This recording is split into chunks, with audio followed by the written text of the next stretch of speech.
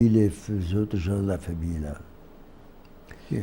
Donc pour revenir de l'année 1938, vous étudiez une partie au Tarkemoni et l'autre partie, vous étudiez où?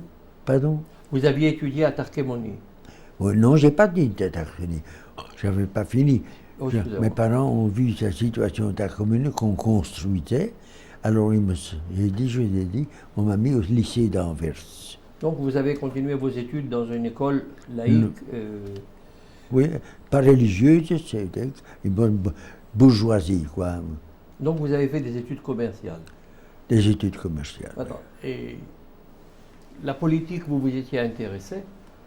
C'est-à-dire les événements. Moi bien. Je lisais tout, je dévorais tout ce qui est politique, ce qui était antisémite. Je cherchais de savoir ce qui va se passer, qui passe. Et d'ailleurs, j'ai toujours dit à mes parents, j'ai peur, un beau jour ça va éclater. Et à ce moment-là, quel était l'arsenal que vous aviez en prévision de ces événements qui pointaient à l'horizon? Rien. Absolument rien. Par exemple, émigrer en Angleterre, on y pensait revenir en même pas. Palestine. On ne pensait Palestine, pas en non, Israël, non. Pas la Palestine. Oui, mais en Palestine, ils ne pouvaient pas tellement rentrer parce que les Anglais ne laissaient pas entrer les gens s'établir ici. Avait-on pensé à... Oui, j'avais des cousins qui étaient dans des kibbutzim ici. Oui, mais vous, à ce moment-là, lorsque vous lisiez les journaux ou participez aux événements ou traduisez les événements, pensiez-vous qu'il fallait quitter la Belgique à ce moment-là? Bien sûr. Pour aller Parce où? Nulle part.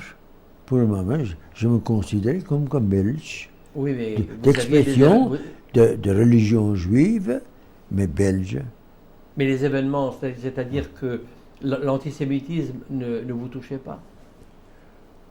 Là, moi, je ne suis pas dans le cercle, mais quand on allait dans la classe plutôt ouvrière, on n'était pas tellement bien vu. Vous comprenez? Parce que les ouvriers, les juifs avaient toujours un peu plus de confort et ça rendait beaucoup de gens jaloux.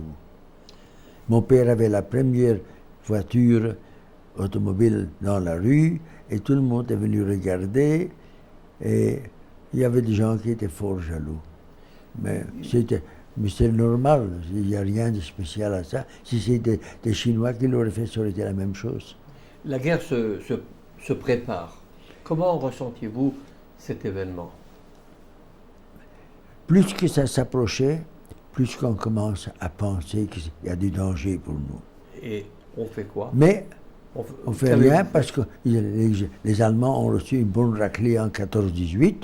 Donc, ils ont vu ce que les Alliés pourront faire et ils n'oseront pas d'ici vite. Mais seulement quand elle est rentrée dans la Rouge, ça a commencé à changer l'opinion. Et par-ci, par-là, des gens commençaient à aller à Cuba, à autre endroit, pour quitter vers les 38. Et vous, votre famille? Pas. Vous n'avez pas pensé à quitter la Belgique à ce moment-là? Non, non. La guerre éclate. Ah, ça c'est une autre histoire. D'abord, les derniers mois, on avait beaucoup plus d'informations sur le venu de la politique, l'avenir de la politique en Belgique. Et à certains moments, on commençait à penser, peut-être ne fait-on pas bien d'aller vers La Panne. Vers La Panne. La Panne, c'est des villes au nord où les Allemands sont arrivés jusqu'en 1918. L'armée belge, alors, a fait bloc avec les Françaises et de là, elle a retenu les Allemands. Alors on se dit que si il y a de nouveau une guerre, on a calé à La Panne, c'est là qu'on a retenu, bien sûr cette fois-ci. Mais on avait compté 100 Hollande, parce qu'en 14-18, la Hollande était neutre. Et les Allemands ne voulaient pas commencer. Mais alors, avec Hitler, c'est différent. Vous comprenez? Et alors, on pensait toujours les Hollandais restaient neutres, mais ils ne sont pas devenus. La guerre a éclaté en 1939. Et ce qui a coupé, c'est la Hollande restait neutre. À ce moment-là, les Allemands n'auraient peut-être pas attaqué. Mais à cause donc, de la Hollande étant devenue plutôt avec les Alliés. L'Allemagne n'avait plus de raison de se protéger. Et un jour, ils font le tour. Non, excusez-moi, les Hollandais, généralement, sont restés neutres. Absolument. Mais je me suis trompé. C'est après seulement que l'armée allemande a contourné le nord et a envahi la France par le nord, qui était le parti faible de la ligne Maginot. Absolument. Et donc, comment se passe-t-il en Belgique? La guerre éclate pour vous en quelle année? En 40, je crois que c'est 49, un beau matin, on se lève et on entend des picotements dans le ciel. Tout le monde est dans la rue, regarde dans la rue. Il y a des tout petits avions, mais des tailles, par quatre, des escadres qui passaient tout le temps. Alors d'abord, on a cru que c'était l'armée belge, dit vous êtes rigolo, la Belgique n'a pas tant d'avions que ça. Il fallait revenir alors tout le temps. On me dit, si c'est les Allemands. Et ensuite, on a entendu par la radio que l'Allemagne avait envahi Rotterdam et a fait des milliers de morts là-bas, détruit la ville pour faire peur aux Allemands. Et donc, comment se passe-t-il? La guerre La guerre, là, tout change pour le moment. Donc, tout de suite, tout le monde fait le paquet, la panne. Et vous allez à La Panne? Oui, et on a loué là-bas une place, une chambre, et puis à part, on a eu un petit stock pour faire la marchandise de nos magasins, pour les apporter là. Toujours dans l'idée que ça ne serait pas fort méchant, mais enfin, il faut toujours mieux prendre ses précautions. Et on y va comment? Comment êtes-vous allé?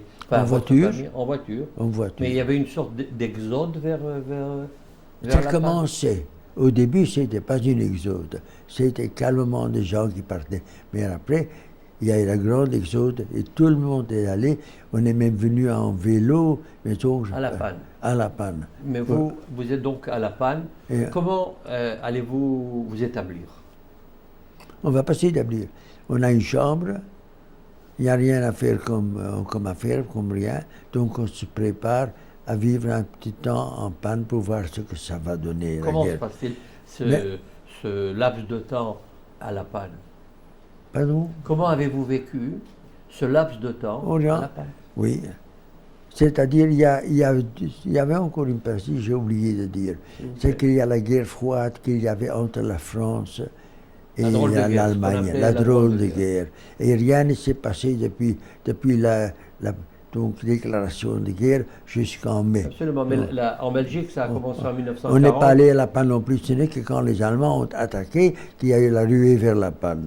Absolument, mais combien de temps, dans ce laps de temps que vous avez, où vous êtes établi à La Panne, comment cela s'est-il passé? Ça s'est passé en panique.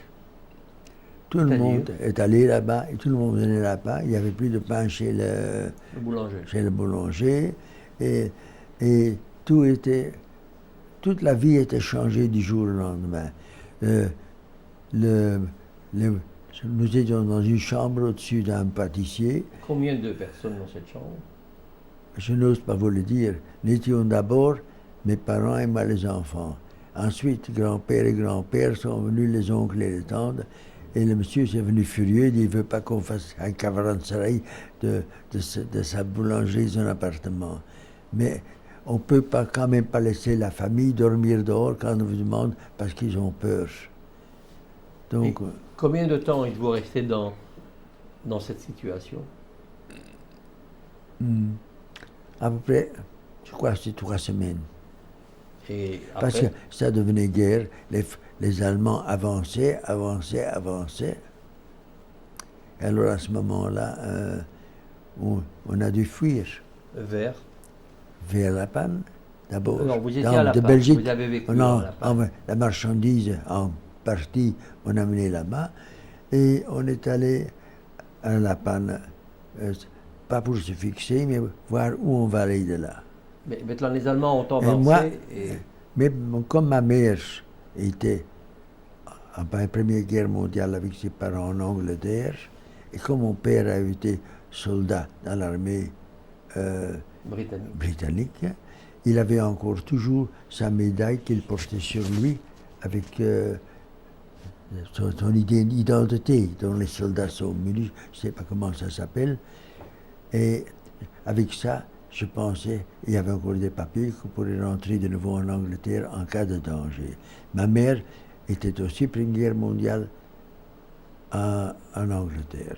Mais comment, de la panne, vous avez donc vécu ce laps de temps de 3 semaines, et après? Après 2-3 semaines, on a emballé tout ce qu'on pouvait dans la voiture. On a acheté un vieux camion pour pouvoir prendre mon papa et ma maman et des oncles et des tantes et un peu de marchandises. Ils sont assis dessus comme des ballons. C'était des sous-vêtements. Et nous sommes tous partis et on a dit bonjour à la panne. Parce que j'ai toujours insisté à mes parents, je ne veux pas rester, c'est du suicide. Et vous êtes allé où? À la bonne aventure, pour aller pour l'Angleterre. Seulement au début, c'était tout droit, on prenait la voiture et roulait. Mais de plus en plus loin qu'on allait à l'intérieur, la panique des Français nous augmentait le retour. Mais vous êtes arrivé où? Oh, c'était long. On est allé, on n'avait presque rien à manger d'abord, ce que ma maman avait préparé. Et puis, nous sommes allés donc là-bas. Où là-bas? Dans toutes les petites villes où on est passé, on est resté stationné un petit peu pour la nuit. Toujours en Belgique ou vous êtes pas... Toujours à la France. Non, c'était passé, on est passé en France. Hein. Mais c'est ce que je vous demande. Vous êtes passé où en France? Pour vous êtes trouver à quel endroit? L'endroit, on ne savait pas où. Je voulais arriver à un port, parce que là, il y a un port, un embarquement. Entre-temps, l'armée anglaise a reçu un fort coup et laissé avec 250 000 soldats britanniques sur le continent qu'il fallait à tout prix rentrer en Angleterre britannique. C'est Dunkerque. Vous étiez près de Dunkerque? Oui, j'étais là. À Dunkerque? Oui. D'abord, avant Dunkerque, on avait misère, il n'y avait rien à manger et les gens étaient devenus tellement comment dire, touché. On faisait pipi dans la rue, n'importe comment, les gens s'asseyaient. Il y avait des gens qui passaient avec des brouettes, avec leur grand-père dessus, des brouettes de ferme, des gens, les vélos entassés de choses, et de monsieur, madame et madame. Et ces gens n'étaient pas juifs, ces gens étaient des Français, et ils couraient comme fous. Attendez, que je comprenne bien, vous êtes arrivé à Dunkerque? Pas tout de suite. On nous a arrêtés, il y avait trop de gens, et la police nous a arrêtés. D'abord, il n'y avait plus d'essence, rien à faire. Bon, je suis sorti de voiture, j'ai dit à papa, je vais chercher. Il y avait sur le côté de la roue, il y avait des grands, comment dire, des contenants en fer ou en métal, qu'on dit des tonnes, et là, je frappais avec un bout de bâton dessus. Et si ça faisait plop, s'il n'y avait rien dedans. Mais si ça faisait boum, c'était plein à l'intérieur. J'ai trouvé un boum après à peu près 50 plop. Et j'ai dit à mon père, vite, viens vite, j'ai trouvé l'essence. Alors, on a commencé à verser l'essence. Si vous avez jamais essayé de mettre l'essence sans avoir un entonnoir. Un entonnoir, je vous assure, c'est pas drôle. Et c'est lourd, il faut se lever. Entre-temps, il y avait des gens qui sont venus, des Flamands et des Français, et ils voulaient nous tuer. Nous voulons l'essence, c'est à vous, vous n'avez pas le droit de prendre. Alors, on était vraiment dans un coin difficile. Alors, il y a des Flamands qui sont arrêtés et disent, écoutez, monsieur, prenez tout ce que vous avez besoin d'essence, mais laissez-nous le tenir quand il y a quand même beaucoup trop pour vous. Et nous vous protégerons. Il y a un qui est venu même avec un couteau. Il ose nous attaquer. Alors, il y avait des insultes d'un sur l'autre. On a rempli le réservoir d'essence et puis on l'a donné à ces gens qui étaient heureux de pouvoir continuer plus loin. Un peu plus loin, il y avait la gendarmerie qui sont arrêtés. Et voilà des gens. Ah, Oui, je vais tout de suite revenir en arrière. À Anvers, nous sommes allés d'abord pendant cette période pour reprendre encore de la marchandise, ce que mon père croyait serait fort utile pour le futur.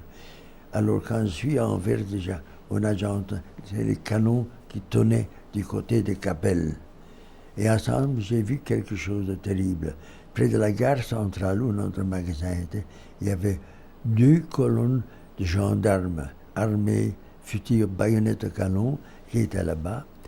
Et on amenait une foule de gens qui se traînaient par terre. C'était les mêmes juifs qu'on a vus dans la synagogue et qu'on amenait. Allemands. Et on les amenait pour les enfermer en prison à dans les camps, je ne sais pas où. C'était tellement triste à voir que, franchement, à un certain moment, tout a dépassé tout. Il y a une femme qui voulait jeter un paquet à son mari, qui était avec les Allemands, et le peuple grondait à mort les espions, à mort, parce qu'il y avait l'espionnite en ce moment. Tout le monde qui parlait l'allemand, c'est des espions. Alors, le gendarme a pris l'autre côté de son fusil et a tapé la tête de la femme. C'est une chose que je ne peux jamais oublier. Tout à coup, je me suis senti juif. C'était une horrible sensation. C'était mon armée à nous, et ils traitent ces propres gens qui sont des réfugiés. C'est des choses que je ne pouvais pas avaler. Et ça me restait dans la tête, et je suis dit, papa a dit, écoute, laisse toute la marchandise ici, on fiche le camp. Ça devient très, très dangereux ici. On ne sait pas ce qu'on a à faire, au pire. Et mon père était des mêmes. On a tout laissé, et on est allé à la maison, on part. Et c'est alors qu'on a décidé de partir. Sur la France. La France. Mais vous êtes arrivé Non, où non, non, l'Angleterre. Mais quel port alliez-vous choisir? Allez savoir, là où il y avait des bateaux. Donc, où êtes-vous arrivé? Oui. Donc on est arrivé de village en village. À un certain moment, les gendarmes français nous ont arrêtés et ont dit, si vous continuez de boucher donc les voitures qui roulent, on vous enlève de la voiture les pneus, les petites pompes de pneus, et vous étiez à plat et alors vous êtes vus. Alors, mais moi j'ai entendu un officier dire à un autre, si jamais entre-temps on met le feu à toutes les voitures. Comme ça il y aura un barrage. Je ne sais pas si c'est un mineur, si c'était vraiment, mais j'ai peur, dit papa, ça peut se passer qu'on met le feu à tout. Il dit, non, je ne crois pas de ça. Mais tu sais quoi, on fiche le camp de nouveau. On est parti dans une autre poisse. Et chaque fois, on s'approchait de plus en plus de Dunkerque. Je me rappelle maintenant plus si c'est Dunkerque ou un autre port un peu plus loin, au nord de la France. Quelle ville était là avant Dunkerque? Un port. Ça, je peux pas vous dire. Bon, laissez tomber. C'est aucune importance. Mais en fait, vous vous êtes exilé de cette partie française, de cette partie en France, vers l'Angleterre.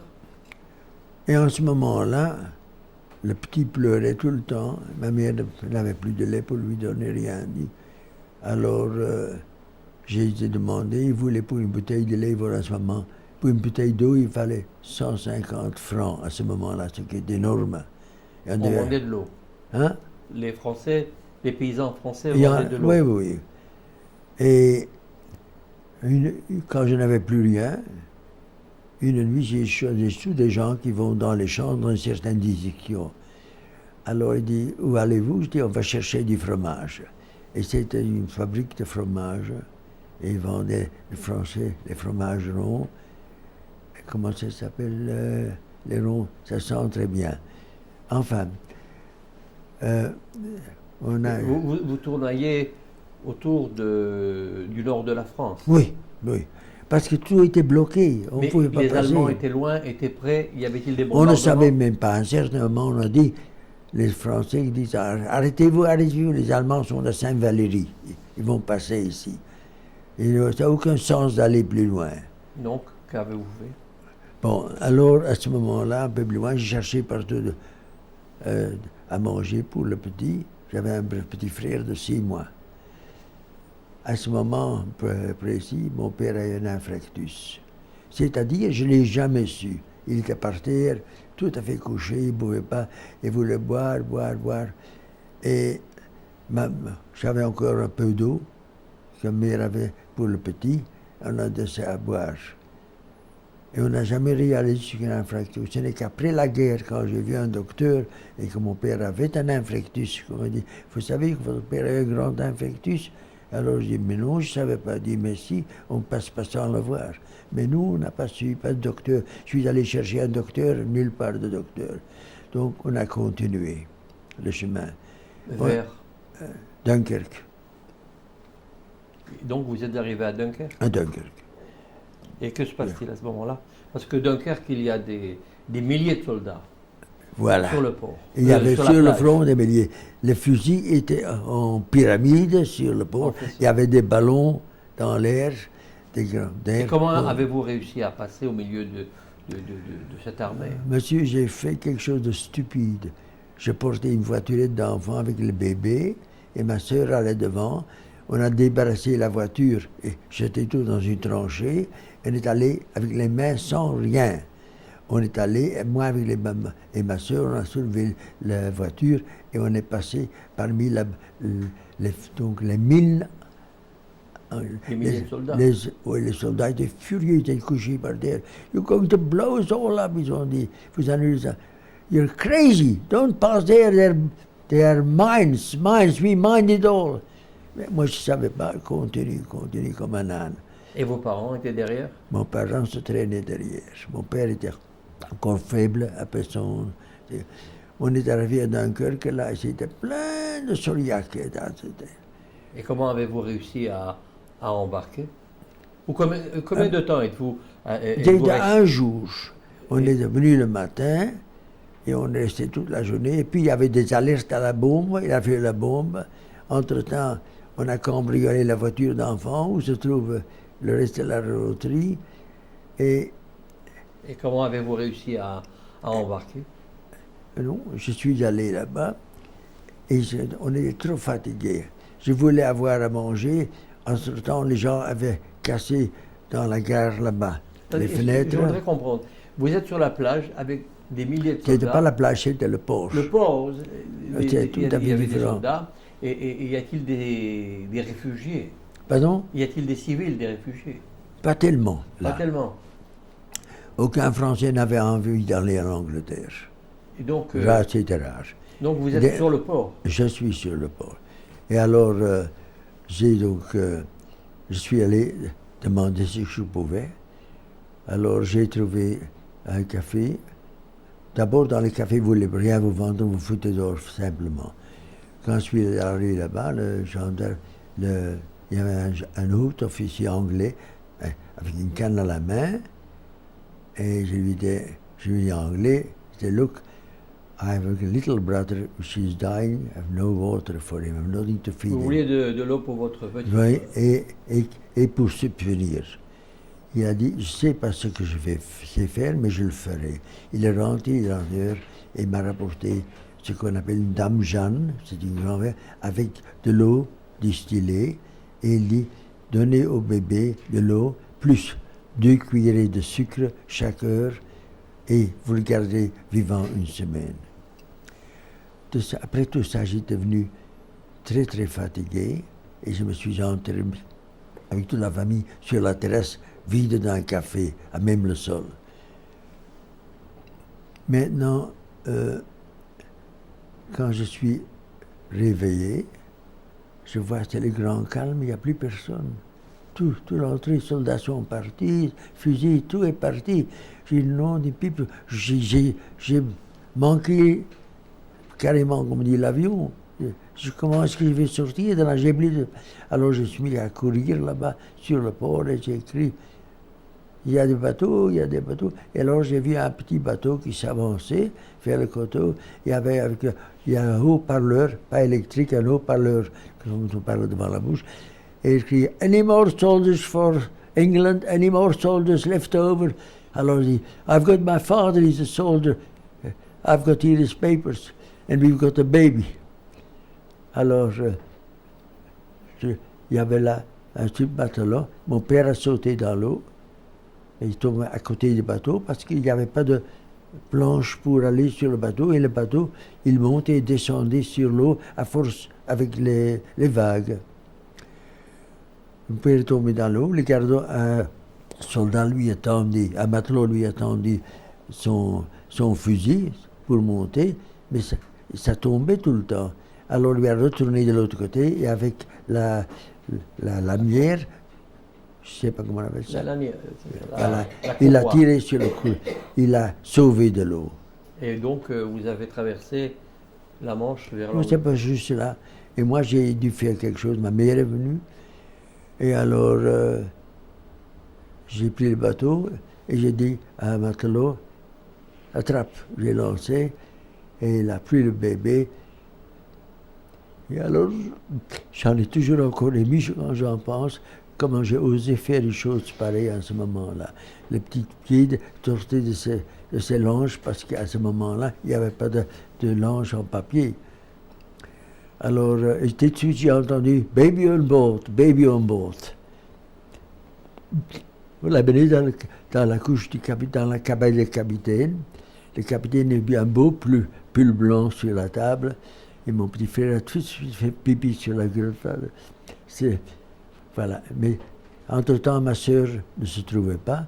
Et ma mère dit, elle ne va pas partir sans Sarah, elle ne va pas partir.